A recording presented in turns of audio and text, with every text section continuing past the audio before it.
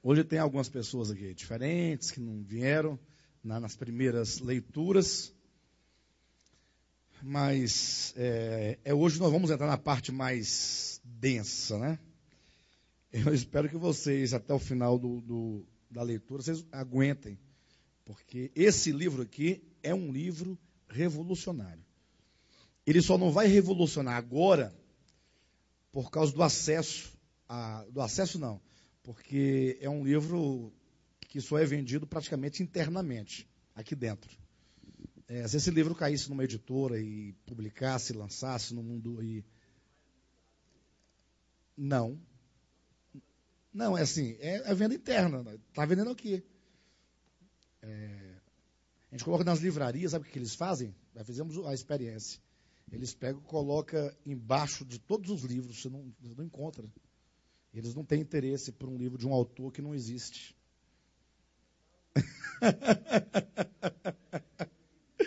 É verdade. Inclusive, eu tiro por mim, com toda honestidade. Se eu chegar numa livraria e ver esse livro aqui, com esse nome Alexandre Rodrigues, eu não compro. A não ser que seja por indicação. Assim, eu sou honesto, porque é o seguinte, todo pastor escreve livro. Assim, o que tem de pastor escrevendo livro, falando bobagem, não é brincadeira. Então, não desperta o interesse.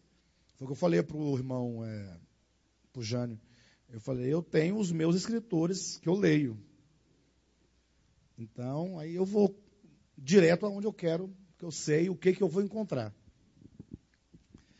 Mas ele é revolucionário, ele vai revolucionar daqui uns 50 anos, quem sabe, quando o nosso ministério for reconhecido no meio cristão como sendo uma das mais novas seitas do século XXI.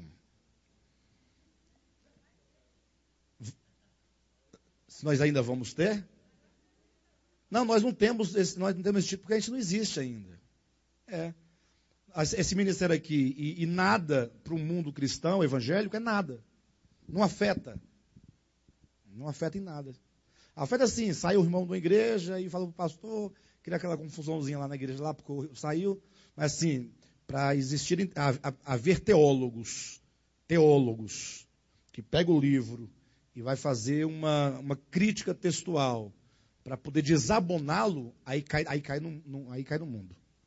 Porque aí vai para as universidades, para eles estudarem, porque aí eles têm que conhecer que existe uma coisa muito perversa, contaminando. Aí sim, aí vai... Mas enquanto isso não acontecer, por enquanto a gente não faz mal para ninguém. Só para o diabo que está dentro de cada um de nós mesmos. Desculpe, gente, colocar dessas maneiras. Às vezes eu falo assim, e aí às vezes as pessoas não entendem o que eu estou falando, né? Tá bom? Gente, vamos lá então. Graça e paz a todos. Os irmãos que estão em casa aí acompanhando. Vamos lá. Página 43. Capítulo 7. O caminho do Calvário. Se porventura houver alguém que discorde do que será dito, eu faço questão que você se manifeste. Eu não acredito que haja crescimento sem debate. Eu não acredito. Porque é no enfrentamento das ideias, não é pessoal, não vem para cima de mim não que você... que você vai me bater. É no enfrentamento das ideias que se apura a verdade. Talvez o grande problema do sistema educacional do Brasil hoje é que não há um enfrentamento em sala de aula. Eu falo ensino público, né? Ou melhor, ensino secular. Ensino fundamental e médio não se pode discutir com o professor. O professor sabe tudo. E nas universidades, onde deveria ser uma academia de debate, os alunos que chegam lá, por não terem um bom preparo aqui, não têm condições de discutir com o professor. E aí acaba que não há discussão nas universidades. Infelizmente não há. Por isso que é um problema. No meio cristão piorou, né? Você fala que o pastor não é bem assim, tem um texto que diz o contrário, o pastor já fala que ele está endemoniado e expulso da igreja. E aí como é que nós vamos crescer? Não é isso mesmo? Lógico que eu estou falando isso, quando eu escrevi esse livro, eu estudei muito antes de chegar a tais conclusões, mas isso não justifica e não pode ser a chancela da verdade. Tá bom? Então, se alguém, pastor, eu não concordo com isso. Aí você, pelo menos, me dá o direito de eu poder explicar o porquê que eu vi dessa maneira. Porque você fica caladinho, discordando, não é legal para você, não é legal para mim, não é legal para ninguém. Porque você deixa de aprender ou deixa de ensinar. Os irmãos entendem isso? Alguns, ao ouvirem eu dizer assim, interpretam isso como fraqueza. Porque é acostumado com aquela pessoa que fala, é isso e ponto final. E eu digo é isso e ponto final, porque eu creio e estudei para isso. Agora, quem se manifestar, diga, não é isso e ponto final. Aí onde vai se abrir agora, ou seja, isso não é fraqueza no sentido de incerteza. Eu tenho plena convicção. Agora, se alguém discorda, então vamos agora abrir o debate. Não de achismo, eu acho, eu penso, eu aprendi, mas de fato e de verdade, numa crítica textual. Aí assim, esse caminho, eu acredito, que é o caminho do crescimento. Não há outro caminho. Tá bom, pessoal? Vamos lá? O caminho do Calvário. Só para relembrar aqui, deixa eu buscar aqui no índice. Nós já vimos um cego com sede de visão, em que apresenta, né, a história do narrador, personagem, como que ele viveu, as impressões que ele teve na sua infância, no templo. Aí vem o paradoxo, exatamente quando ele fala a impressão que ele tem acerca dos religiosos, que paradoxalmente eles subiam ao templo encurvados, porém felizes, né? Lodo nos olhos, no momento em que ele se encontra com Cristo, já no templo, junto à porta formosa do templo, e ele recebe o lodo nos olhos e recebe a ordem para ir ao tanque, lavar os olhos. E aí começa o capítulo 4, que é a dúvida, que narra todo o seu pensamento que ele refletiu desde do momento em que ele recebe o lodo nos olhos até o momento da piscina, que é chamado a dúvida, que traça que, na verdade, procura fazer uma análise psicológica, não somente do cego, mas, sobretudo, de todos aqueles que um dia tiveram o start da busca da verdade. O que é o start? É quando você atenta para o fato de que você tem outras perspectivas, ou outros prismas pelo qual olhar a verdade. Aquele lodo nos olhos incomoda o cego, e ele tem uma ordem para se lavar no tanque de Siloé, e aí ele vai refletindo, e nessa reflexão vem a dúvida, mas eu não deveria ir ao templo? O templo não seria o melhor lugar para lavar os olhos? Por que no tanque de Siloé? Aí ele vai fazendo as relações, o que é a dúvida de todas as pessoas que começaram. Lembram? Talvez vocês devem se lembrar de quando a primeira dúvida foi semeada. Ou seja, quando você, pela primeira vez, duvidou de que você estivesse certo. Tem que ter esse momento. Você nunca duvidou de que estivesse certo, você não teve aí no lodo nos olhos. O lodo nos olhos significa a dúvida que é implantada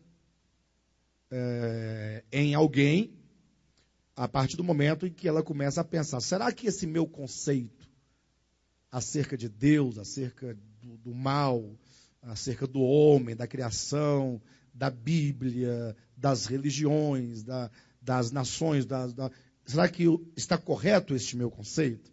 Quando você começa a pôr em dúvida, aí você então começa um processo de cura. Aí fomos então à hora do sacrifício, foi quando naquele capítulo em que nós abordamos aquelas cenas sobrepostas, lembram? Em que no mesmo momento em que acontecia a cena do sacrifício, lá no templo, era o exato momento em que o cego estava agora já descendo as escadas do Siloé, e quando ele então se curva, apoiando-se na aba da piscina, Ele lava os olhos, aí os olhos se abrem, ele passa a enxergar, e ele contempla o céu refletido na piscina, quando, de repente, ele começa a ter uma visão, que é a visão acerca da paixão de Cristo. E é importante que nessa leitura se perceba algumas coisas. Primeiro, alguém poderá te questionar, mas quando o cego lavou os olhos lá na piscina, ele teve essa visão? Não. A Bíblia não diz que ele teve essa visão. Nós tomamos esse enredo, essa história do cego, até o momento da piscina. Dali para frente começa um enredo criado, uma ficção, digamos nesse sentido, para dizer que, assim como aquele cego, ao ser curado, dentro da ficção, ele teve a visão da redenção. Quando você que ler o livro tiver os olhos abertos, você também terá a visão da redenção. Ou seja, estou trabalhando com o tema a cegueira, a libertação, a cura da cegueira e, consequentemente, a visão acerca da verdade ou dos verdadeiros fatos que ocorreram por ocasião da morte de Cristo. E esse é o aspecto revolucionário do livro. Eu estou dizendo, categoricamente, que a leitura que os cristãos fizeram, desde a época dos pais da igreja, olha a loucura, desde a época dos pais da igreja, que é o primeiro momento, imediato aos apóstolos, até os dias atuais, e daí nós temos a patrística, que vai do 2º século até o 7º século. Aí nós temos, então, a escolástica, que começa a partir do fim da patrística e se estende até o finalzinho da Idade Média. Vem o movimento protestante, aí nasce a hermenêutica com o protestantismo, vai imaginando. E daí seguem-se as igrejas protestantes, com Calvino, que organiza o cristianismo protestante. Aí daí vai enfraquecendo, né? Agora começa a enfraquecer com o surgimento do movimento pentecostal, que é o enfraquecimento de toda uma era de pensadores. Não estou questionando se os pensadores das Escrituras eram bons ou ruins, ou se eles acertaram ou erraram. Eu digo que o movimento pentecostal é a decadência de um tempo em que houve pessoas pensando, filósofos pensando, homens que estudaram, pensaram, refletiram, fizeram teologia. Fazer teologia não é o curso de teologia, produzir material teológico, produzir pensamento teológico, né? De sorte, então, que eu estou dizendo, categoricamente neste livro, por isso é o que eu disse, que ele é impactante, ele é forte, que todos esses fizeram uma leitura errada, equivocada, acerca daquilo que de fato aconteceu quando Cristo estava na cruz. Então você vê que a briga não é contra a igreja do século XXI, é contra uma igreja na sua história toda. Estou desabonando o ponto central das Escrituras no que tange a nossa história. Lógico que no que tange a história de Deus, que vai de eternidade a eternidade, a morte de Cristo não é o ponto central. Absolutamente. A morte de Cristo seria apenas um degrau na história. Agora, tratando-se da história humana do homem, desde que o homem caiu, a morte de Cristo é o fator principal. Aí surge alguém dizendo, não, o fator principal é a ressurreição. Eu digo, mas como é que vai ressuscitar se não morrer? Não é? E se ressuscitou, como ressuscitou Lázaro, ou o filho da viúva de Naim, ou a filha de Jairo, que importância tem essa ressurreição? Então, a crucificação de Cristo é o fator central dentro da história humana, não da história de Deus com a sua criação. Então, eu estou atacando com muita veemência esse aspecto central. Nunca colocando em dúvida o sacrifício vicário. Não estou questionando o sacrifício vicário. Eu quero apontar quais as forças que operaram naquele momento. Por que o filho sofria e sofreu daquele modo? Quem foi o responsável pela morte de Cristo? Onde estava Deus naquele momento? Como Deus viu aquela situação? Qual é o valor que tem essa redenção para nós hoje? Essas questões todas. E aí então, o capítulo 5, o capítulo 6, o Tribunal dos Homens, é ainda a narrativa do cego, agora curado, na sua visão fictícia, ou ficcional, melhor, na sua visão ficcional, ele demonstrando ainda os momentos em que Cristo estava sendo julgado. Desde que ele foi preso e sendo julgado, primeiramente por Caifás, depois Herodes, até chegar em Pilatos. Perfeito? Quando agora chegamos no capítulo 7, o caminho do Calvário, ainda vai continuar uma narrativa. Nós temos mais 2 capítulos em narrativa, até entrar na segunda parte do livro, que é o cerne, que é a procura da verdade. Mas vamos lá, vai dar certo. Vamos adiantar. O caminho do Calvário. Não demorou muito para que os executores entrassem em cena. No caso, Cristo já havia sido julgado, Pilatos já havia entregue Cristo ao povo, os executores entram em cena. Um quartel de uma centúria, e é uma expressão assim, um tanto técnica, porém é muito simples, porque um quartel é um quarto, uma centúria é 100. Então, uma centúria, um conjunto de 100 soldados romanos, um quartel, portanto, nós estamos imaginando 25 soldados romanos. Mas aqui não é exato isso, a Bíblia não fala esse número, é apenas em razão da pequena população comparada à dos tempos modernos, então não carecia de número maior do que este. Não demorou muito para que os executores entrassem em cena. O quartel de uma centúria fora enviado para conter o povo e executar o suplício. O patíbulo aqui é um instrumento de tortura. Pode ser o cadafalso de uma forca ou pode ser a cruz. O patíbulo preparado para Barrabás agora destinava-se ao Nazareno. Começaram as cenas de tortura.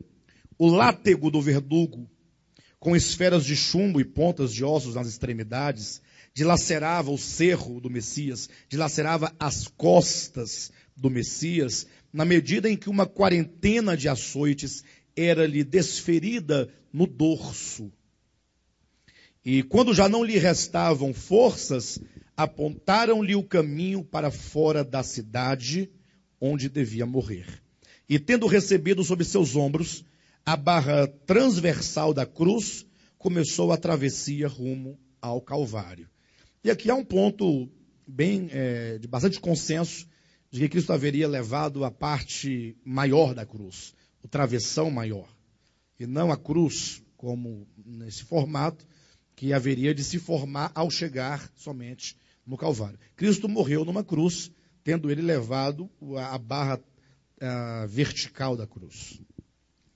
E tendo recebido sobre seus ombros a barra transversal da cruz, começou a travessia rumo ao Calvário. E aqui eu quero que vocês atentem para a palavra travessia, uma palavra extremamente necessária para se entender que esse caminho da morte de Cristo, que é o caminho que todos os discípulos de Cristo devem seguir, lembram que ele disse, se alguém quiser vir após mim, negue-se a si mesmo, tome a sua cruz e siga-me. Então, há um caminho do discipulado, há um caminho de cruz a ser percorrido, e, portanto, esse caminho é o caminho que leva à morte e à ressurreição. O texto de Cristo lá de Mateus 16, se alguém quiser vir após mim, negue a si mesmo, tome a sua cruz e siga-me. É porque é necessário que o Filho do Homem seja entregue, seja torturado, seja morto, mas ao terceiro dia ele ressuscitará. Então, este caminho vai desde o momento em que começa as torturas até a ressurreição. Então, é chamado a travessia. Como a travessia de Jacó, que lá em Gênesis 28 diz, atravessava Jacó Peniel, lembram? Como falar, atravessava Peniel, está demonstrando o momento que ele estava transitando de Jacó para Israel. Como também Guimarães Rosa, no seu livro Grande Sertão, Veredas, A última palavra do seu livro é travessia, o que implica que todo o conteúdo deste livro do Rosa fala sobre a travessia do homem no sentido do caminho para o renascimento, da transformação, da mudança. Então, quando Cristo aqui, ele começa a travessia rumo ao Calvário. Ah, pastor, mas que travessia essa que Cristo iria fazer? É a travessia em que ele tomaria o corpo ainda do velho Adão para fazê-lo o corpo do novo Adão, um corpo em glória, um corpo perfeito? Página 44. A multidão, como que ladeando a estrada, formava 2 muros, à direita e à esquerda, compondo a procissão. E no meio, sob insultos e chicotadas, sozinho, seguia o Nazareno firme e determinado o caminho do holocausto. E aí há um paradoxo aqui que está bem à vista, né? Havia uma multidão, o parágrafo começa dizendo, a multidão implica um número grande de pessoas que ladeava, ou seja, uma parte da multidão à direita, uma parte à esquerda, no meio sozinho. Ora, como poderia estar ele sozinho se ele estava cercado de uma multidão? É porque aquele sacrifício, aquele sofrimento, era de fato na sua solidão. Ninguém a seu favor. Talvez tivesse meia dúzia de mulheres que estavam ali a seu favor, mas que não representava nenhuma força, de fato, que pudesse conter aquela circunstância, portanto, ele estava sozinho. E também são palavras do profeta Isaías, no capítulo 60 e alguma coisa, me foge agora a memória, 63, eu encontro depois alguém desejar, em que demonstra esse momento profético, dizendo que ele sozinho enfrentou toda aquela circunstância. O peso do madeiro lhe era sobremodo excessivo. Lembro-me de tê-lo visto cair 2 ou 3 vezes, o que me pareceu ser impossível que ele continuasse, sem que alguém lhe prestasse auxílio. Um certo lavrador de Cirene, posto que judeu, ou seja, embora judeu, por nome de Simão, que voltava do campo, infiltrando-se em meio ao povo, buscava semelhantemente compreender o que ocorria naquele dia em Jerusalém. Só uma pausa para saber se os irmãos estão atentos à leitura. É difícil porque de segunda a segunda o espaço é muito grande. Mas quando diz aqui, infiltrando-se em meio ao povo, buscava semelhantemente compreender o que ocorria naquele dia em Jerusalém. Esse semelhantemente liga aqui a qual ideia? Se ele fazia isso semelhantemente, o cego, que na sua visão estava curado, então o sirineu, eu coloquei o nome mais próximo da língua, da semita, né? Ou pelo menos israelita na época, que agora também diz que ele, semelhantemente, a semelhança do cego curado, buscava compreender o que ocorria naquele dia em Jerusalém. Seu desejo ardente por entendimento, a ânsia de se aproximar do espetáculo, fê-lo resvalar, vindo a cair nos pés do centurião que comandava a tropa. Então, o Simão, na ânsia de se aproximar, acabou tropeçando, resvalando o próprio pé, caiu aos pés de um centurião. Então, as personagens estão se encontrando. O cego está ali. Apareceu Simão, que agora cai aos pés do centurião. Seu desejo tal é ardente por entendimento, a ânsia de se aproximar do espetáculo, fê-lo resvalar, vindo a cair nos pés do centurião, que comandava a tropa. Vendo-o este, e presumindo ser o sirineu, um dos discípulos de Jesus, obrigou-o a carregar o madeiro. Esse é um relato bíblico, quando diz que Simeão ajudou a Cristo a carregar o madeiro. Veja você, entusiasmado leitor, até onde nos leva o desejo de encontrar a verdade. Ficasse o Simão indiferente em meio à multidão, livrar-se-ia do vitupério da cruz. Mas não, seu intrigado coração não se satisfazia com as manchetes religiosas, com os discursos superficiais que nada explicam.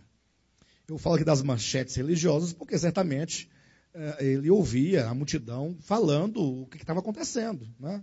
Mas ele não queria saber dessas manchetes, ele queria saber o que está acontecendo de fato. E manchetes religiosas porque as igrejas têm as suas manchetes. Agora, onde está a verdade? Né? Diga, meu querido irmão Alain.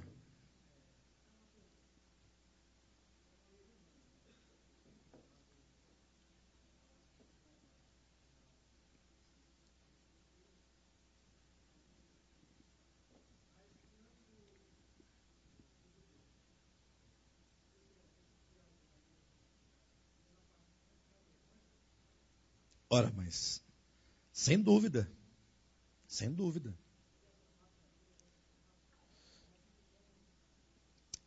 Talvez não. Talvez não. Eu não tenho essa informação para te dar. O fato é que alguém se associar a esse sacrifício que era vergonhoso era se unir à sua vergonha. Agora, se porventura ele passaria a ser estigmatizado como aquele, essa informação eu não tenho.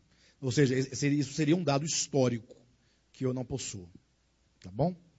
Até porque eu também não sei se havia essa prática, se era uma prática comum de que quando se executava alguém deste modo, se havia alguma lei, alguma regra, algum costume de colocar alguém para ajudar o que estava sendo executado. Você me fez uma pergunta do âmbito histórico que foge à ficção. Se você tiver a resposta.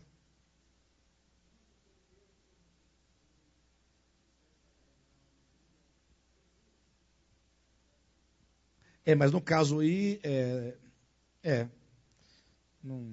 eu não sei te dar essa informação, tá bom?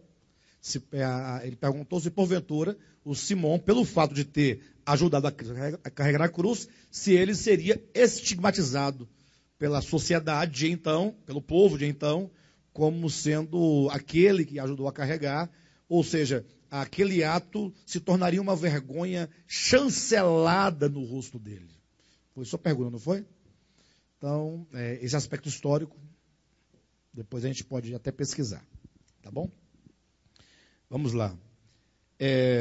Veja você, entusiasmado leitor, até onde nos leva o desejo de encontrar a verdade. Ficasse o Simão indiferente em meio à multidão, livrar-se-ia do vitupério da cruz. Mas não. Seu intrigado coração não se satisfazia com as manchetes religiosas, com os discursos superficiais que nada explicam. Antes, procurava discernir os fatos tão atentamente como o faz o garimpeiro na busca de alguma preciosidade. Então, os irmãos percebem sempre a ênfase na busca da verdade, a busca da compreensão. Talvez o ingênuo Simão não soubesse que a apreensão da realidade não nos vem gratuita e que não raras vezes nos custa a própria vida. Observa isso, estou dizendo que a busca pela verdade traz consequências sérias. E talvez o Simão, na sua ânsia de compreender a verdade, na sua ingenuidade, na sua simplicidade, na sua falta de entendimento, não sabia do custo que era buscar essa verdade. A mentira, no entanto, nada exige do homem, nem sequer um mínimo esforço.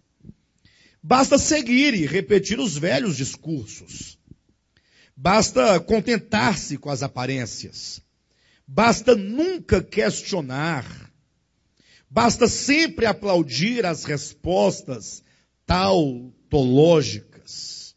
Resposta tautológica é aquela resposta que não explica. Ou seja, a pessoa faz uma pergunta e a pessoa responde com a mesma pergunta agora na afirmativa. Ou seja, não respondeu nada. Né? É o que mais tem nas igrejas evangélicas, viu, irmãos? Basta não investigar. E se lhe vier alguma dúvida, não perscrute, antes atribua ao demônio. E assim, já não sentirá o coração pulsar. Porque o engano entorpece, embota, insensibiliza. Deixará de viver. Será um igual no meio de muitos iguais, que abriram mão de sua existência e que em troca receberam a nulidade de si, perdendo a capacidade de refletir, criticar e transformar o mundo. Estes condescendem-se,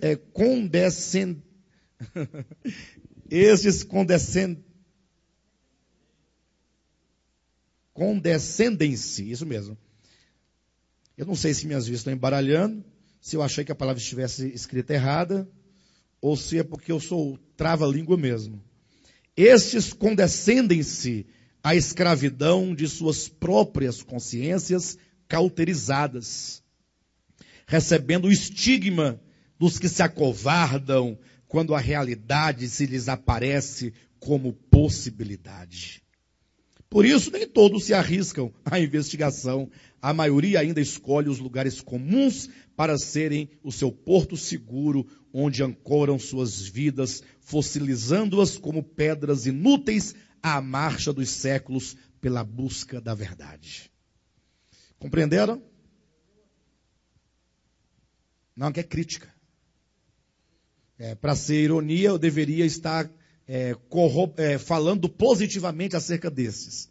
E eu não estou falando positivamente. Para que os irmãos percebam a profundidade do pensamento, basta que você compare o parágrafo anterior, ou melhor, todo esse parágrafo. Porque do início até página 44, veja você, entusiasmado leitor, até a última linha, antes de a mentira. Certo ou não? Localizaram? Eu estou demonstrando o que ocorre com alguém que, à semelhança de Simão, busca a verdade. O que acontece? Eu vou ler de novo. Veja você, entusiasmado leitor, até onde nos leva o desejo de encontrar a verdade. Ficasse o Simão indiferente em meio à multidão, livrar-se-ia, ele teria se livrado do vitupério da cruz. Se ele ficasse lá no meio tranquilo, olhando, de longe, certamente ele não seria escolhido para levar o madeiro. Né? Mas não,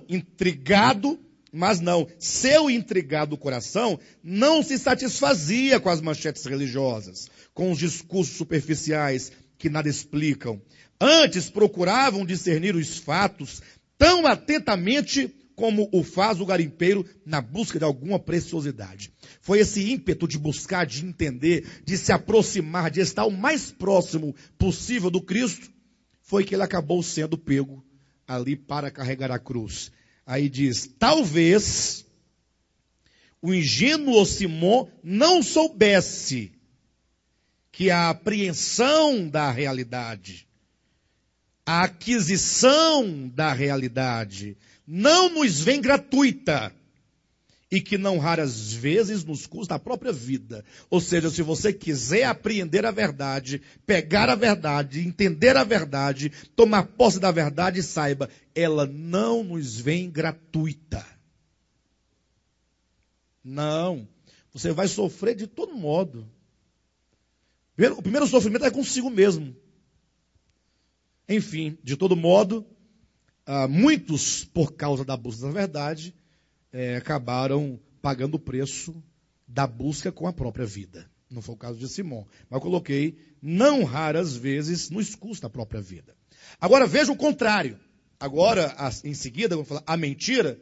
Agora vamos falar acerca de pessoas que têm um posicionamento diferente do Simão.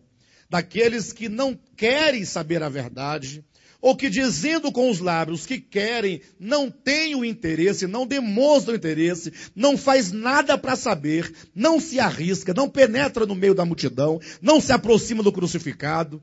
Ou seja, ele é indiferente. Ele nunca vai dizer, eu não quero saber. Porém, ele vai sempre agir como quem não quer saber. O que acontece então com esses, diferentemente de Simão, tem que acontecer uma coisa contrária, não? Por isso, a mentira, no entanto, nada exige do homem, nem sequer um mínimo esforço. Simão se esforçava por se aproximar. A mentira, meu irmão, para que se esforçar? Não tem que ter esforço. E atenção, só um detalhe. Quando vocês lerem outros livros, que não seja esse, acompanhado de uma leitura como essa, que para mim aqui tinha que ter 1000 pessoas aqui sentadas, na minha opinião. Deveria ter. A opinião de escritor tolo, né? Mas o fato é que quando vocês lerem, qualquer que seja o livro, procurem ver as relações. Quem escreve não sai escrevendo. Escreve, compara, associa. Então, percebam, acabamos de falar do Simão que tinha que pagar um preço por conhecer a verdade. A mentira, no entanto, nada exige do homem, agora é o oposto. Relaciona os polos, os dois tipos de atitudes, os dois tipos de pessoas, o que busca a verdade e o que não busca a verdade. Continuando, basta seguir, e repetir os velhos discursos. Basta contentar-se com as aparências. Basta nunca questionar. Basta sempre aplaudir as respostas tautológicas. E só abrir um parênteses aqui, quem é bom de dar resposta tautológica é o Jô Soares, viu, irmãos? Ali sabe dar resposta. Ali ele pega o comentário do outro e repete com outras palavras e depois desclassifica o outro e fica por isso mesmo. Não acrescenta nada. Geralmente, nem sempre. E é tido como um dos grandes intelectuais da televisão brasileira. Daí você tira a situação do nosso país. Basta nunca questionar, basta sempre aplaudir as respostas tautológicas, basta não investigar. E se lhe vier alguma dúvida, vai que vem uma sem querer, né? Não perscrute. Eu estou dizendo para a pessoa, se você é desses, você quer a mentira, quer a vida fácil, então o caminho é esse. Não perscrute. Antes, atribua ao demônio. Eu estou dizendo quão fácil é você ser tomado pela mentira. É fácil. Vem uma dúvida? O que é mais fácil? Ir atrás, perscrutar, estudar? Não, isso é coisa do demônio. O que é mais fácil? É do demônio, acabou, está resolvido. Você resolve 1 milhão de problemas num segundo. Não, isso é coisa do demônio. Não pensa nisso, não. Isso ocorre constantemente quando o membro de igreja leva alguma dúvida ao pastor, que coloca o pastor numa sinuca de bico. Aí, para sair do sinuca de bico, é difícil, né? Quem joga sinuca sabe que uma sinuca de bico é difícil de sair. Aí o pastor vê que não tem jeito, ele fala, não dê a ouvida, isso é coisa do demônio. Aí o crente com medo do demônio, opa, então eu vou me livrar do demônio, aí não quero ouvir mais aquela história. Atribua ao demônio. E assim, ou seja, você fazendo isso, você se comportando desta maneira, você já não sentirá mais o coração pulsar. Vai ser o resultado. E é assim que vive, ou que vivem a maioria das pessoas. Não sentem o coração pulsar. Eles não existem, eles são apenas um átomo de uma massa de pessoas que pensam de maneira igual. Ou pensam de maneira, todos pensam igual, de um modo só. Aí você fica ali. Já não sentirá o coração pulsar, porque o engano entorpece, embota, insensibiliza. Chega um ponto que você não deixará de viver. É um fato. E o que tem de gente que está morto e não sabe. Será um igual, no meio de muitos iguais, que abriram mão de sua existência e que, em troca, receberam a nulidade de si, perdendo a capacidade de refletir, criticar e transformar o mundo. Estes condescendem-se à escravidão de suas próprias consciências cauterizadas, recebendo o estigma dos que se acovardam quando a realidade se lhes aparece como possibilidade. Puxa vida, de repente surgiu uma oportunidade de você, aí você abre mão. Por isso, nem todos se arriscam à investigação. A maioria ainda escolhe os lugares comuns para serem o seu porto seguro, onde ancoram suas vidas, fossilizando-as como pedras inúteis à marcha dos séculos pela busca da verdade. Ou seja, existe uma marcha em todos os séculos da história de homens na busca da verdade. Essas pessoas se tornam uma pedra bruta, inútil, que não serve para edificar e continuar a edificar o que foi pensado e refletido por aqueles que na marcha dos séculos vieram pensando a verdade. Eu posso morrer, ou melhor, quando eu morrer, eu quero morrer tranquilo e saber que, embora eu não tenha sido nenhum grande homem na história, mas eu pude deixar uma pequena contribuição de pensamento.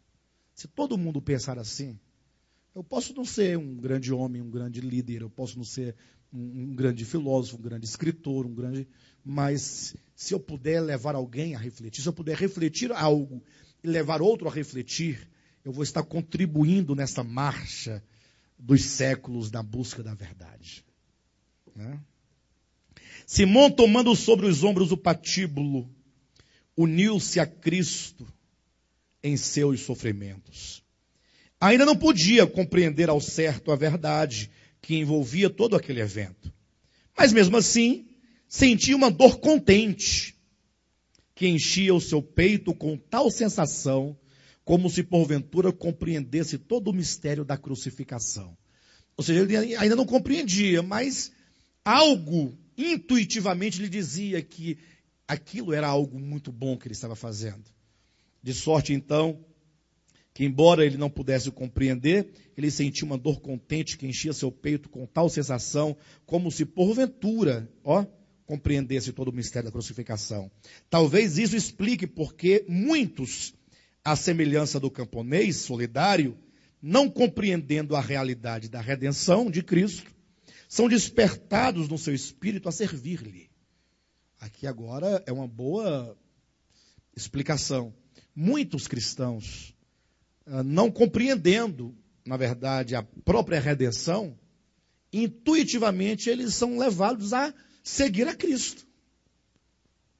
O fato de as pessoas não saberem esses fatos não lhes impede de ter um desejo intuitivo, uma inspiração, algo de Deus nele que o faça servir a Cristo sem mesmo compreender. Na verdade, o que mais tem hoje em dia são Simões nesta atual condição dele, porque a condição dele vai mudar. Em qual condição? De não compreendendo, ainda assim sentir uma dor contente em servir aquele a quem eles ainda não conhecem. Página 46. Quando, entretanto, alcançam a revelação, ou seja, estes que são inspirados a seguir a Cristo sem conhecê-lo, ou sem entender o mistério da redenção, quando, entretanto, alcançam a revelação, podem então se entregar sem reserva alguma. Agora, voluntariamente, não mais coercitivamente, como foi com o Cirineu, tomando a sua cruz, negando a si mesmo e seguindo o Salvador.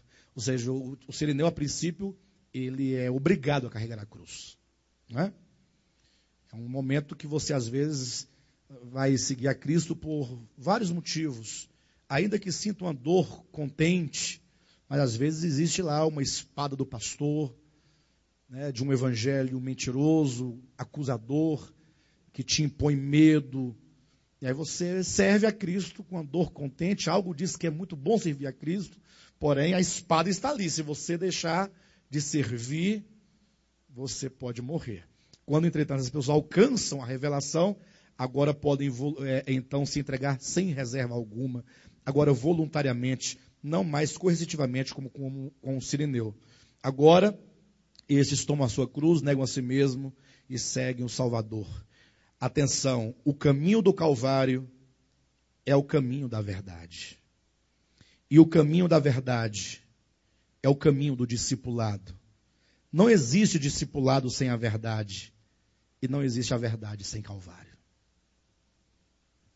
Não tem de explicar não, né?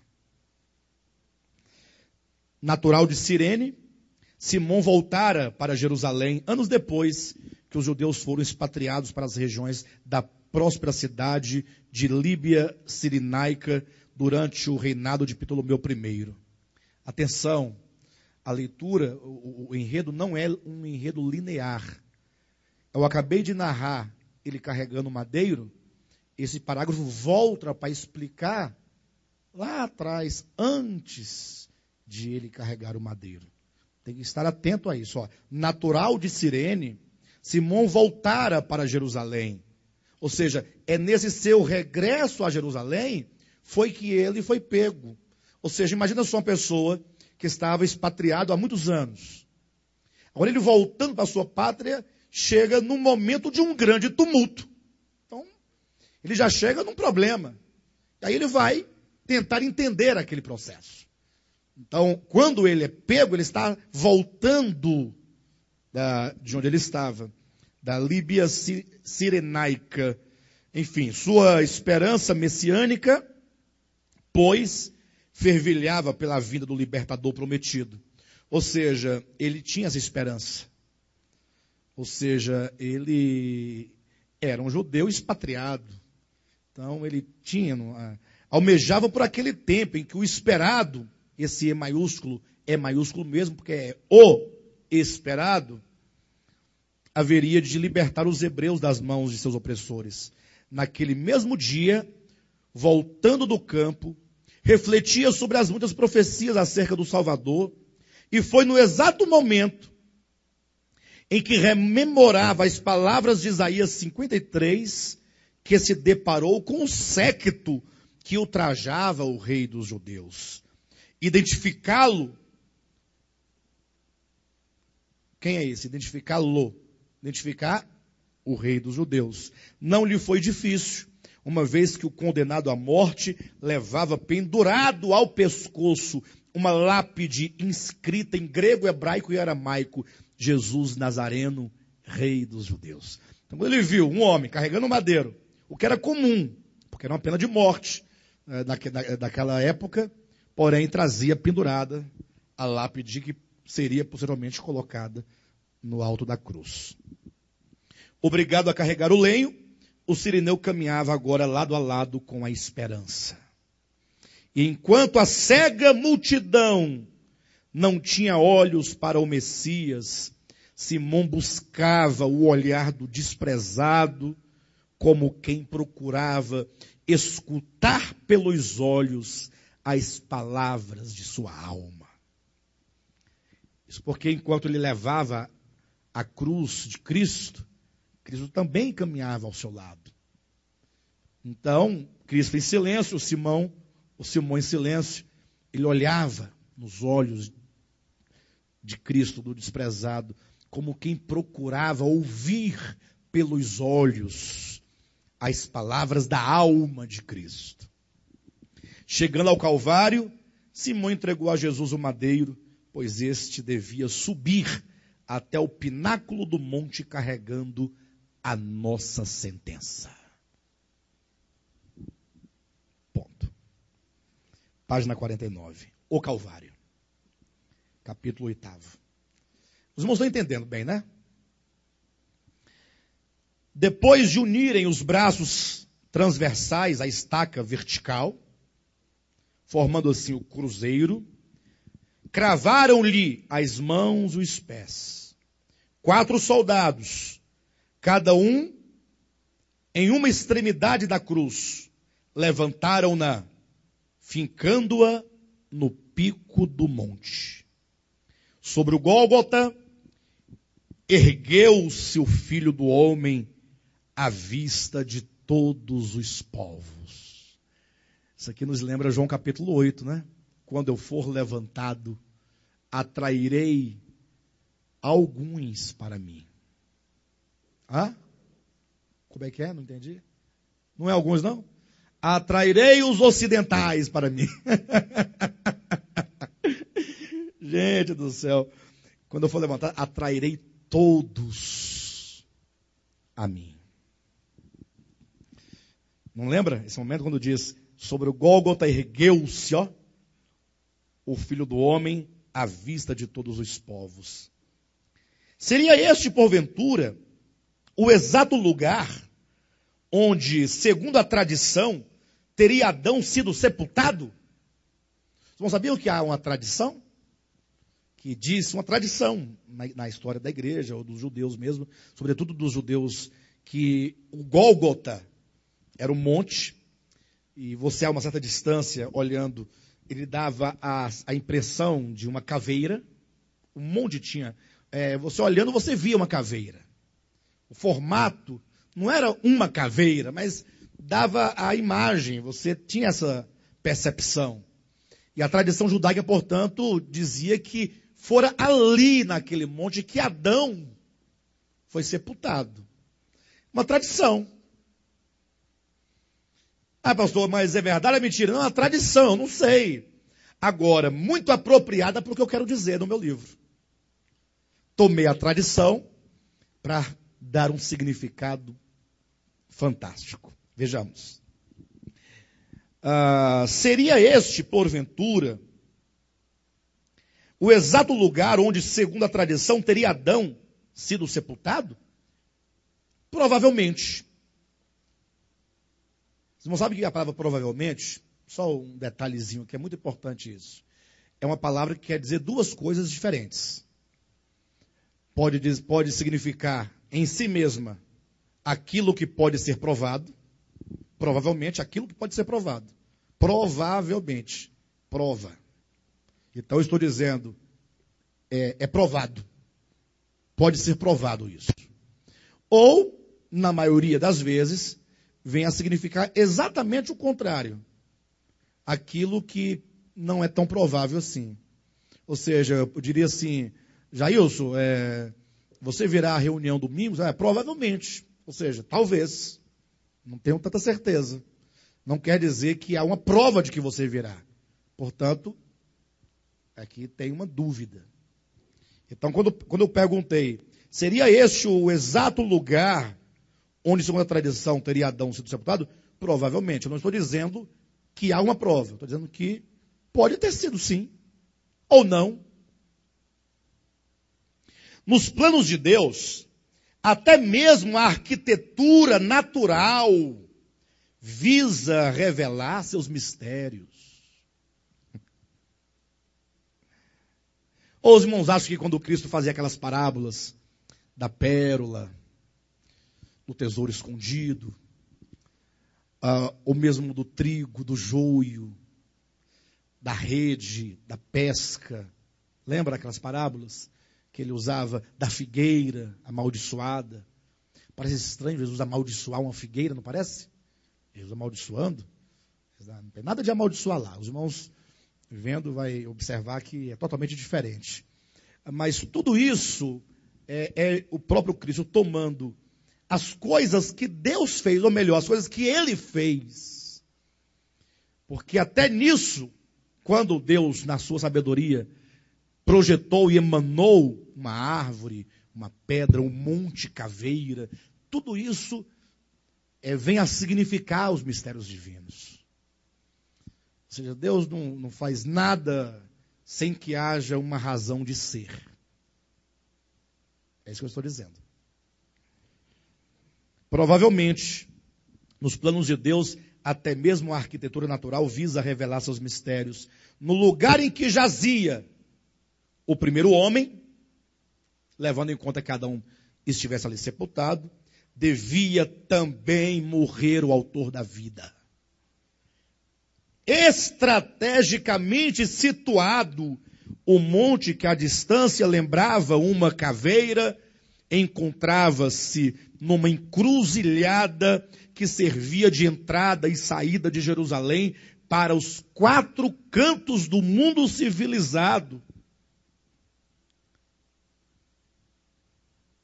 Por que será que a Nova Jerusalém tem 12 portas, sendo que são 3 para o norte, 3 para o sul, 3 para o leste, 3 para o oeste? Por que será que Cristo morreu sobre um monte que, geograficamente falando, dava acesso, era uma encruzilhada, aos 4 cantos do mundo civilizado daquela época? Quis Deus dar a entender que assim como em Adão toda a humanidade caminha para o mesmo fim, em Cristo toda ela possui um novo começo para a vida. Era a morte e a vida, Cristo e Adão, encontrando-se no mesmo ponto, onde tudo parecia terminar.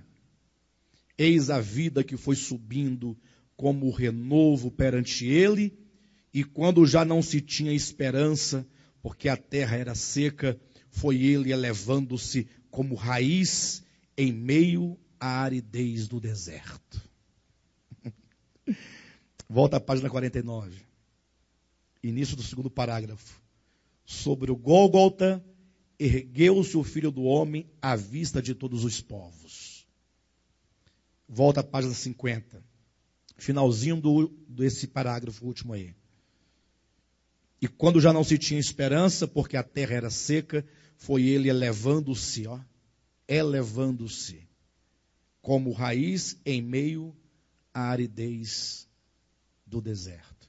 Não sei se os irmãos conseguem conectar todos os pontos aqui. Eu precisaria de uma hora para poder fazer os links de todas essas ideias.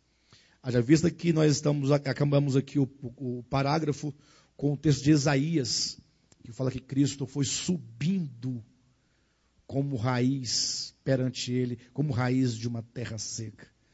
Tanto tempo pensando, raiz de uma terra seca, raiz de uma terra seca.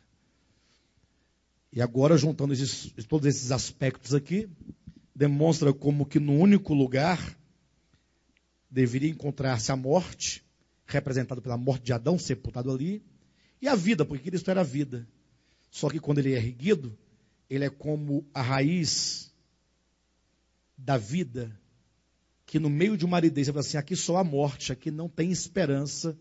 De repente lá vai ele subindo, renovando, a vida renascendo por meio da sua morte. Um soldado romano, tomando a lápide trazida pelo Nazareno, fixou-a no alto da cruz. Ao lerem a inscrição, agora colocada sobre a cabeça do Messias, pessoas de todas as idades, ignorando as distinções sociais, uniram-se no propósito comum. Nova onda de ataques começou. Todos pareciam disputar quem cometia o maior ultraje contra o Filho do Homem. Charadas e desafios, simulações e ironias, bofetes e insultos, vexames e desprezos. Não faltou um pirralho que lhe atirasse uma pedra, ou um perro que lhe latisse ferozmente. Um cão. Até um cachorro que passou, que olhou, latiu para ele. Você vê como foi a situação. Até um pássaro que sobrevoava o local do suplício dejetou sobre ele, disparando em seguida um funéreo grasnido. Até um pássaro passou, fez cocô na cabeça dele. Lógico, isso aqui é toda uma descrição, uma imaginação para demonstrar o tamanho do desprezo, tá, amados? Só para os irmãos pensarem, puxa vida, olha como que parece que tudo convergia para que ele fosse desprezado ao máximo. Essa é a intenção. Certamente não podiam reconhecer aquele a quem crucificavam. Se o tivessem conhecido, jamais teriam crucificado o Senhor da glória. mas a cegueira obsta a visão e conduz o mais sábio dentre os homens às mais parvas atitudes. Foi assim que o primeiro homem, cegado pela serpente, tornou-se adorador de si mesmo, quando, tomando consciência de si, decidiu viver sem Deus. E é esta mesma cegueira que leva os demais homens a pensarem que foi o fruto de uma simples árvore que conduziu o Criador à cruz. Aqui eu comecei a espetar. Estou começando a dizer, não é desse jeito. Não foi por isso. Observe. Aqueles que ali estavam, crucificando, xingando, humilhando, zombando, escarnecendo, se eles soubessem de fato quem estava ali, não o teriam crucificado. Palavras de Paulo, não é? Porque a cegueira, ela obsta a visão e conduz o mais sábio dentre os homens às mais parvas atitudes. A pessoa cega faz coisas que não dá para acreditar. O mais sábio dos homens faz bobagem por causa da cegueira. E essa mesma cegueira é a cegueira que fez com que o homem Adão no Éden se iludisse consigo mesmo, achando que podia viver sem Deus. E esta mesma cegueira, olha um tanto de situações, e a mesma cegueira que vem passando, não é outra. E essa mesma cegueira que leva os demais homens a pensarem que foi o fruto de uma simples árvore que conduziu o Criador à cruz. Gente, pelo amor de Deus, se tudo o que Cristo passou foi em razão de uma fruta, pensa comigo, primeiro, que Deus é esse? Né? Não dá para entender, porque nem o Deus mais burro faria isso. O Deus com D minúsculo, que dirá o Deus único, a sabedoria, faria uma bobagem dessa. Tanta humilhação, o Criador sendo humilhado, por causa de quê? Não, eu vou te contar por quê. Porque lá no Éden tinha uma árvore lá, não sei se era de maçã, pera, uva, não importa qual que seja. Aí não era para comer, o homem comeu, deu nisso aqui, ó, nesse sacrifício tudo aqui. Do Criador encarnado, não dá para aceitar. Não dá. Cuidado, eu não estou dizendo que eu não aceito o registro bíblico. Aceito. Eu não aceito a interpretação que se dá do texto. Entenderam, amados? Haja vista que o texto que fala da fruta ou do fruto proibido é um texto pedagógico. Tá. Não é sem razão que conferem a uma simples maçã a trágica ou a tragédia que recai sobre o mundo conhecido. Ou seja, além de falar que o Criador sofreu tudo aquilo por causa de um fruto proibido, agora ainda dizem que toda desgraça da terra, do mundo conhecido, também foi por causa da fruta. Que fruta seria essa, hein? Deus me livre de uma fruta dessa, me faz agora passar bem longe dela. Não pode ser uma fruta, não pode ser. Não pode ser. Tem alguma coisa errada aí, ou alguma coisa oculta. Os maiores enigmas do universo, tais como a miséria, a lágrima, a dor, a doença, a morte, tudo foi reduzido a uma única e mesma resposta: a maçã. Quão tola e ingênua é a visão dos cegos, que se julgam detentores da verdade. Cegos detentores da verdade. Agora aqui é ironia, viu? Aqui agora é ironia. Olha a frase: quão tola e ingênua é a visão dos cegos. Ó. Sei que o leitor romântico, esse romântico aqui com R minúsculo, não faz referência a romances, nem ao romantismo quanto ao movimento. É o leitor patético. O que é o leitor patético? Aquela pessoa que se entristece, sofre por tudo, se irrita com tudo, e é uma pessoa subjetiva, não consegue enxergar nada objetivamente, é um problema, é uma pessoa problema.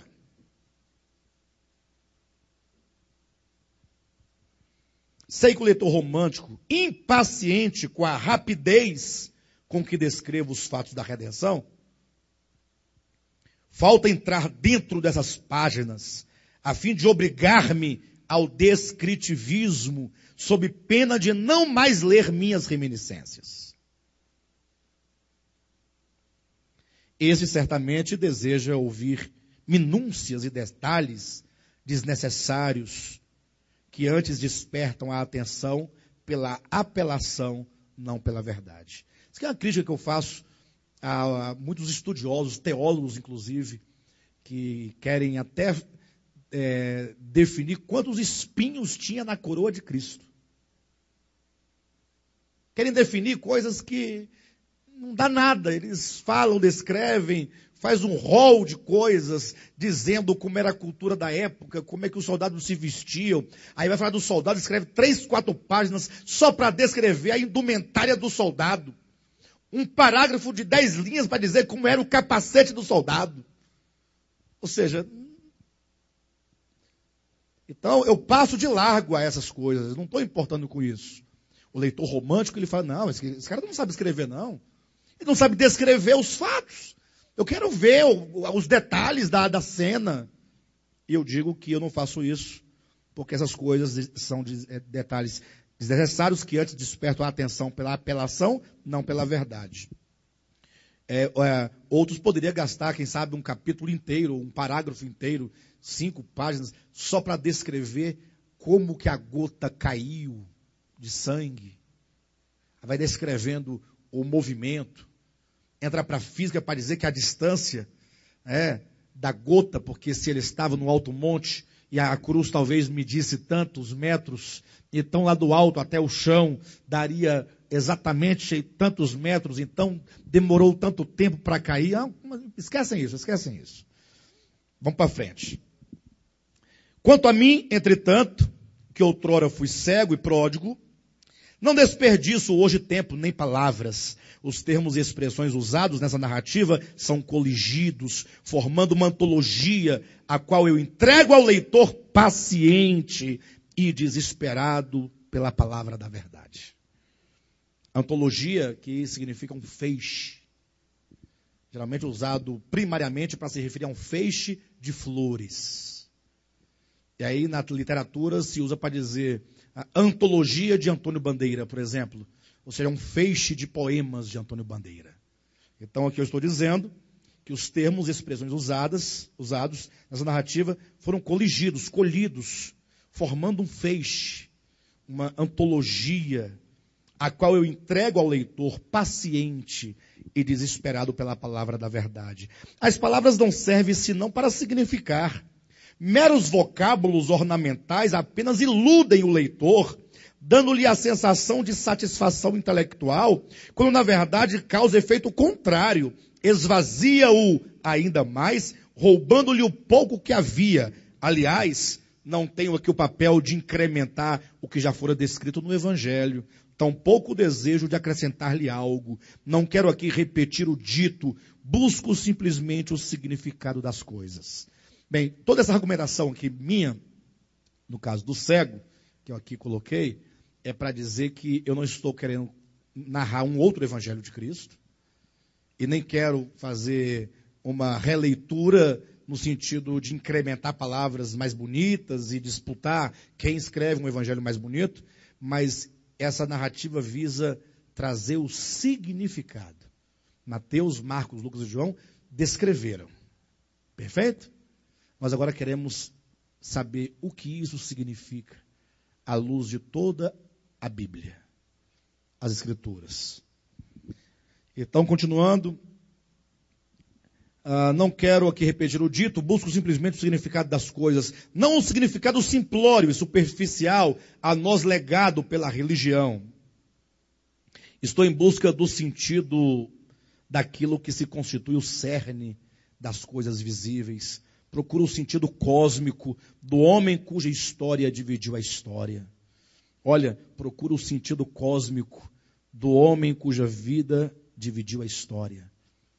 Do homem cósmico. Este homem, ele transcende o tempo e o espaço. Ele é maior do que o tempo e o espaço. O tempo e o espaço é uma pequeníssima... como posso colocar? O tempo e o espaço é apenas...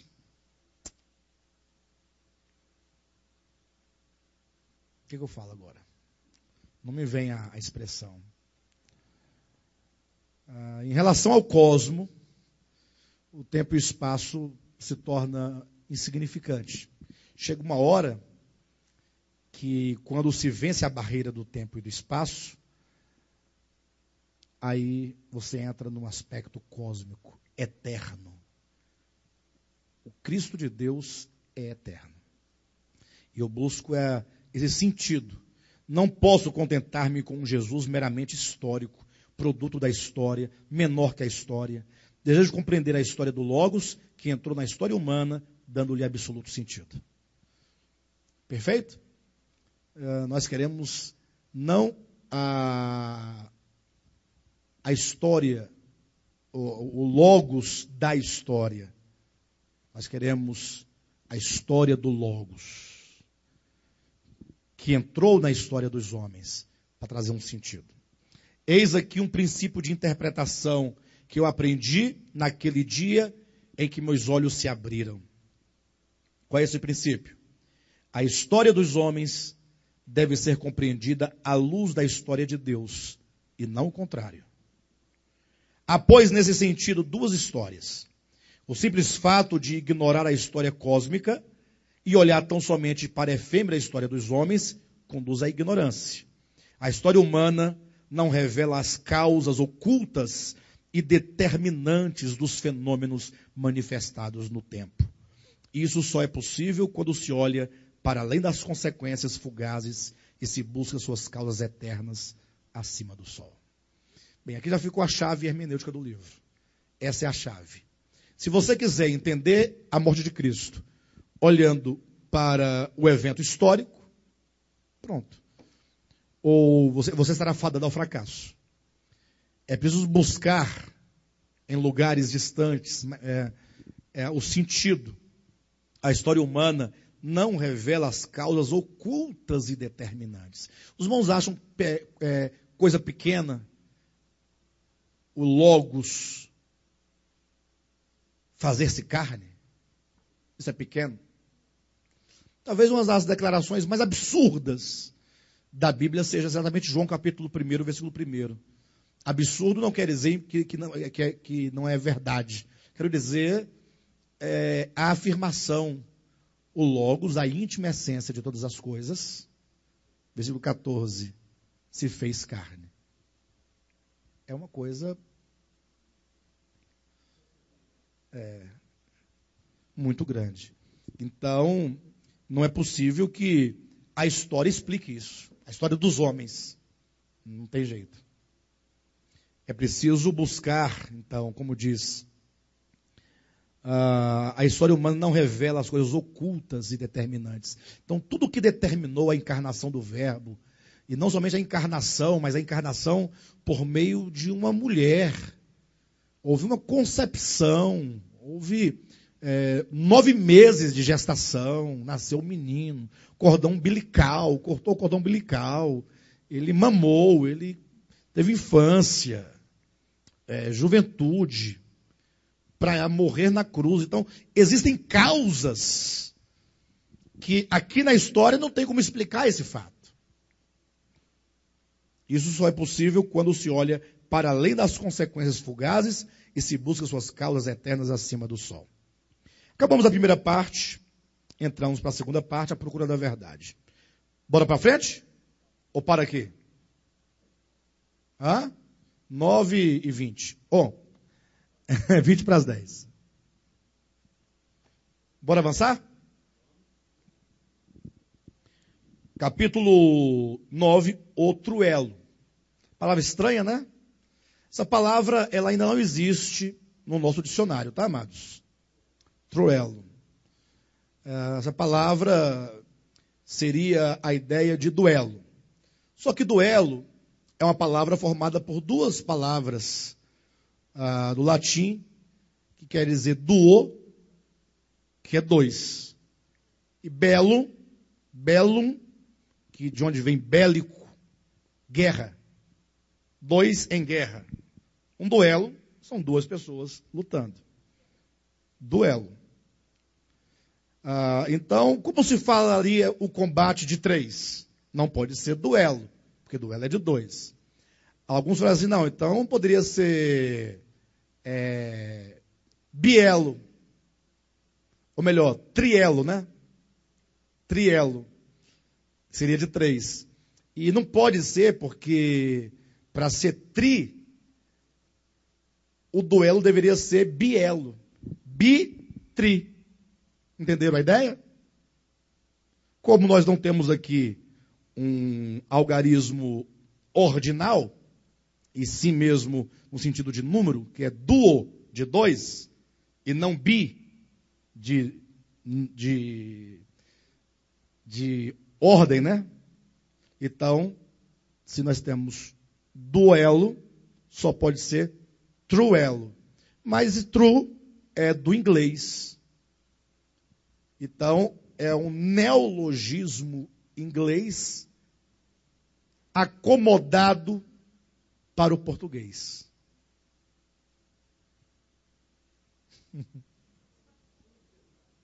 Hã?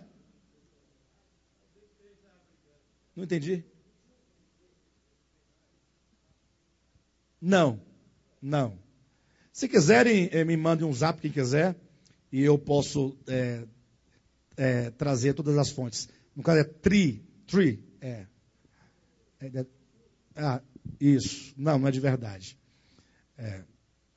Essa palavra existe, eu não criei. Eu estou explicando para vocês. Se eu fizesse todo esse... valeria o livro, pagaria, né? Essa palavra. Mas ela existe enquanto um neologismo, que está em processo de assimilação ainda, tudo tal. Mas vai dar certo, no final dá certo. Como diz o nosso irmão Jânio, 3 pessoas lutando entre si. O truelo. No Monte Caveira, 3 cruzes se erguiam sob o escaldante sol da hora sexta. Isto é, meio-dia. A cruz central elevava-se acima das outras 2, nas quais 2 malfeitores eram também crucificados. Os olhos da multidão dirigiam-se para o alto a contemplar o Filho do Homem, o qual estava muito desfigurado.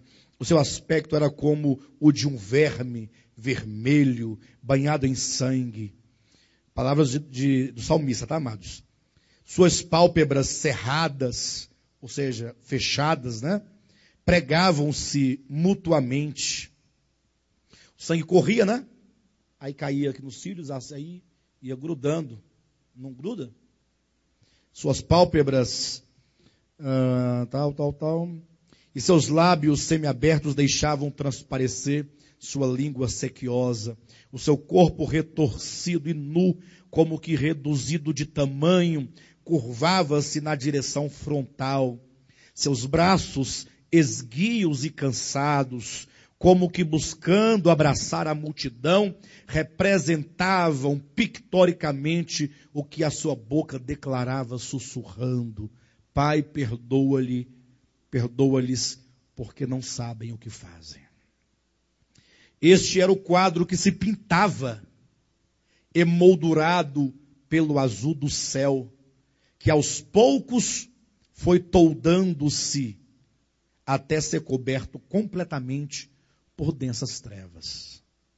O sol recolheu-se e a noite precipitou-se em pleno dia.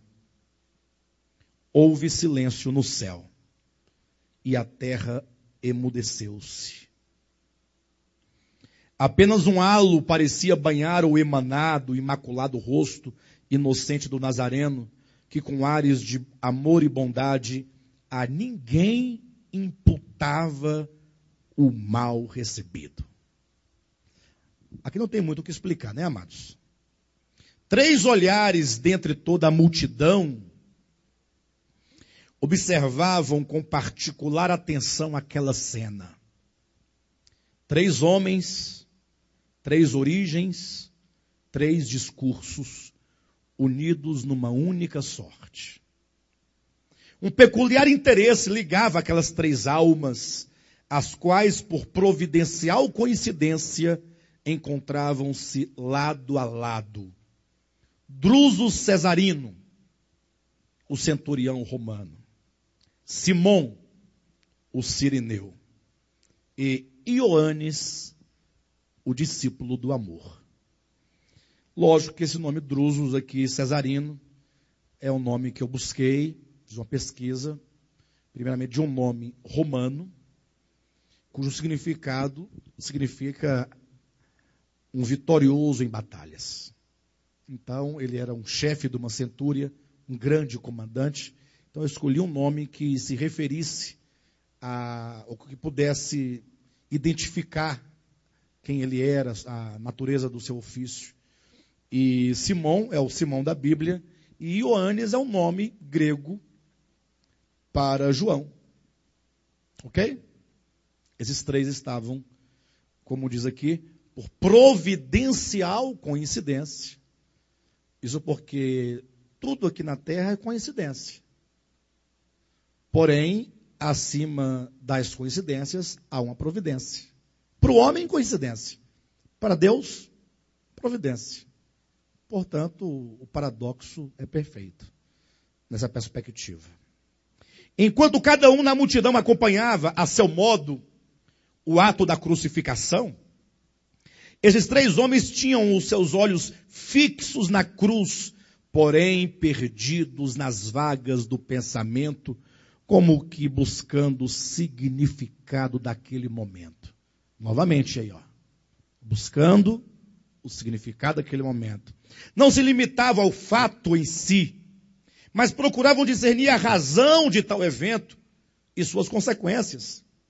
Deveras iam além do que se podia ver com os olhos carnais. Arrazoavam a questão, justificando no pensamento que somente a plebe não se interessa. Ou melhor, justificando no pensamento. Deixa eu ler de novo. Arrazoavam a questão, justificando no pensamento que somente a plebe não se interessa pela essência da verdade. Ou melhor, justificando no pensamento o que.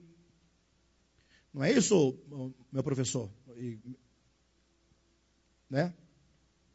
Justificando no pensamento o que somente a plebe não se interessa. Não, não é isso não. Justificando no pensamento, assim, eles justificavam o seu arrazoamento, o texto está correto. Eles justificando o próprio pensamento, porque eles estavam querendo saber por quê, o que há por detrás disso. E eles justificavam essa ânsia, essa procura deles, dizendo que somente a plebe é que não se interessa pela essência da verdade, contentando-se com a mera aparência, por isso eles não eram plebe. Temos aqui 3 homens que querem saber a verdade. E adiantando para vocês, esses 3 homens que vão dialogar aqui a partir de então, são aquelas 3 vozes, voltando lá atrás, quando Drusus, ou quando o cego ia chegando perto do tanque de Siloé, ele diz assim: havia um absoluto silêncio, exceto 3 vozes de 3 filósofos que conversavam à distância de um tiro de pedra acerca do caráter de Deus. Por isso que naquela ocasião eu fiz o seguinte comentário: a verdade, ela não começa pelos olhos, a visão da verdade não começa pelos olhos, mas pelos ouvidos. Então, antes de os olhos dele ser abertos no tanque, ele já ouvia as vozes conversando acerca do caráter de Deus. Então, ou seja, a cura já acontecia nele. Esses 3 aqui, ele se refere, que ele ouvia, não havia, de fato, já era o seu êxtase, que começava a tomá-lo antes dos seus olhos serem curados. Já eram as vozes de Ioannes, Drusus, Cesarino, que é de César, e de Simão. Tá bom? Entenderam? e de fato diferenciado leitor. Assim procede a maioria dos homens com respeito à história. Assim como?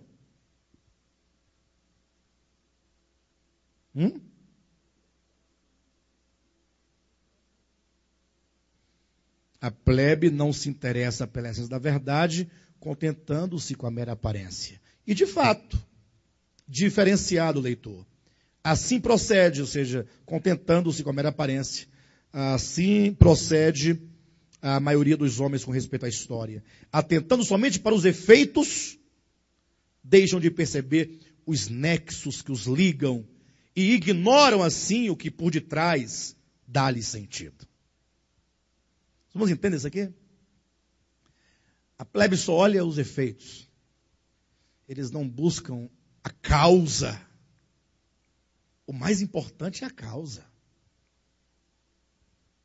Eles não percebem os nexos que dão sentido a todos os acontecimentos. Continuando.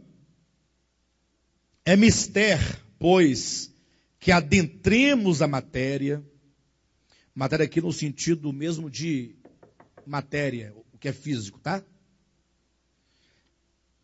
É mister, pois, que adentremos a matéria, transpassemos a alma e mergulhemos no espírito da verdade, até que lhe toquemos no mais profundo âmago a sua substância. Então, olha o que eu estou dizendo. Que o que eu vejo, a matéria, o imediato, tem uma alma e tem um espírito. E aí chega no mais profundo âmago da substância da verdade. Essa é a nossa grande luta nesse ministério. Tocar essa substância final. Por isso a dificuldade de linguagem, de discurso, de quem fala e de quem ouve o entendimento. Porque nós não estamos aqui para ficar contando a história da Arca de Noé, quantos metros tinha, quantos bichos tinha lá dentro. Né? Então a grande pergunta que não quer se calar por aí, né? Ora, se a época de Noé, né? Como poderia os animais tão distantes, de continentes tão distantes, irem refugiar-se na Arca de Noé? Como foi isso? Aí a pessoa fala que os anjos levavam os elefantes da África, e os anjos levavam as onças pintadas aqui do Pantanal Mato Grossense, e aí vem as coisas mais fabulosas que vocês não podem imaginar.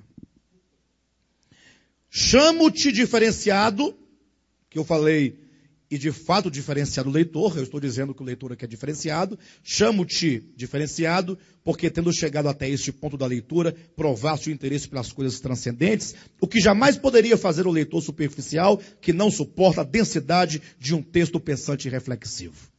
Ou seja, o leitor comum nunca lê este livro. Ele não passa do primeiro capítulo, ele para, ele não vai. Hã? Não, o leitor incomum é um leitor que, a despeito de qualquer dificuldade, ele vai ler 1, 2, 3, 1000 vezes para entender. Ele tem que entender. Olha, eu já peguei textos e livros que eu não conseguia sair do primeiro parágrafo. Aí eu tive que ler o livro todo sem entender nada. Acabou, entendeu? Nada. Agora eu vou fazer a segunda leitura. Começa a ficar um pouquinho melhor. Terceira leitura. Começo a ver algumas coisas. Até que depois de 4, 5, 6 leituras, aí eu começo a compreender o que ele quer dizer. É sério. É sério. É muito sério isso. Infelizmente, nossa cultura não permite que haja tantos leitores desse jeito, né? E nós e tantos outros que há desse ministério, só somos assim porque Deus tem um propósito. Senão eu estaria, até hoje, como eu estava, dentro de um boteco bebendo cachaça. Quando Cristo falou, sai daí, tem um propósito na sua vida. O problema não é a cachaça nem o boteco, é a vida de uma pessoa que fica encostado com o cotovelo no balcão, tomando uma pinga e comendo um pé de frango frito. Não, miserável. Um trapo. Não é? Não confundam as coisas. Aqueles três filósofos, porém, projetavam-se no árduo caminho pela busca da verdade. Vamos pensar, quantas vezes eu estou falando o caminho da verdade, a busca da verdade? Esse caminho, esse é o livro.